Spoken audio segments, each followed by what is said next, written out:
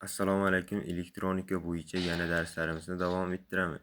Bugungi darsimizda oddiy rozetkada 220 volt kuchlanishimizni multimetrda o'lchashni ko'rsatib beraman.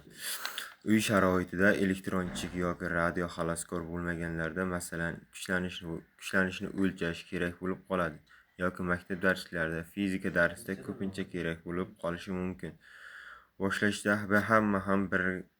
hammamiz ham bir boshidan shunday qilib o'rganamizki, qanday qilib o'lchashni bilmaymiz. Shuning uchun video dars tayyorlashga qaror qildim.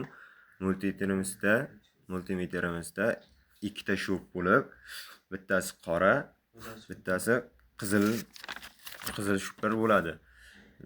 Qizil shub bo'ladi. Doim qora shubimiz multimetrning com degan uyasi. Comning har doim umumiy qora shubimiz shu turadi. Qora comga siqib, qorani comga siqamiz. Ikkinchi qizilimizni volt belgisi yoki ohmning belgisi yoki boshqa parametrlar, diod shularni o'lchaganda qo'yib olamiz. Boshqa multimetrlarda shunday bo'ladiki, qolganlarida esa amper, milliamper bo'ladi xolos. Demak boshladik. Yana bitta xavfsizlik qoidalarini aytib o'tayin. Kuchlanishimizni o'lchashda doimo bitta qo'l bilan o'lchashni ma'qul. Nima sababdan bitta qo'lda ishlaymiz? Agar ikkita qo'lda ishlasak, shubimiz bitta joyda ochiq joyi bo'ladigan bo'lsa, o'lchashimizdan keyin ikkala qo'limiz orqali tok o'tib, to'g'ri yuragimizga o'tadi. Shuning uchun bitta qo'lda o'lchaymiz. Undan ham yaxshisi o'ng qo'lda ishlash deyiladi. Chunki yurak chap tomonda joylashgan. O'ng tarafda ishlasak ko'p funksiyada bizga jarohat yetmaydi. Tegib ketgan taqdirimizda ham, chunki oyog'imizda dielektrik poyabzal turadi. Rezinali joyda yoki nam joyda bo'lmasak bo'ldi. Bizga tok ta'sir qilmaydi. Demak, qo'rqmasdan ishlayversak ham bo'laveradi.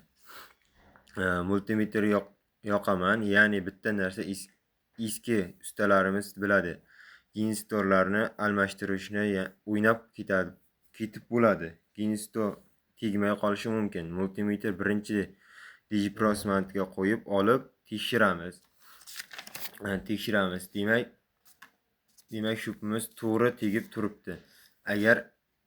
Agar sizlarni multimetrlaringizda 200, 700 degan yozuv bo'lsa, sizlar 700 ga qo'yib olsalaringiz bo'ladi. Agar 200 ga qo'ysalaringiz, 200 ga qo'yganlaring bilan baribir ko'rsatmaydi, chunki bizda 220 voltdan kuchli kuchlanishimizni o'lchayapmiz. Shubimizni qanday siqsak ham farqi yo'q. O'zgaruvchan kuchlanish belgilari uchun 214 ekan, olamiz, teskarisiga ulaymiz. Teskarisiga ham 214 volt.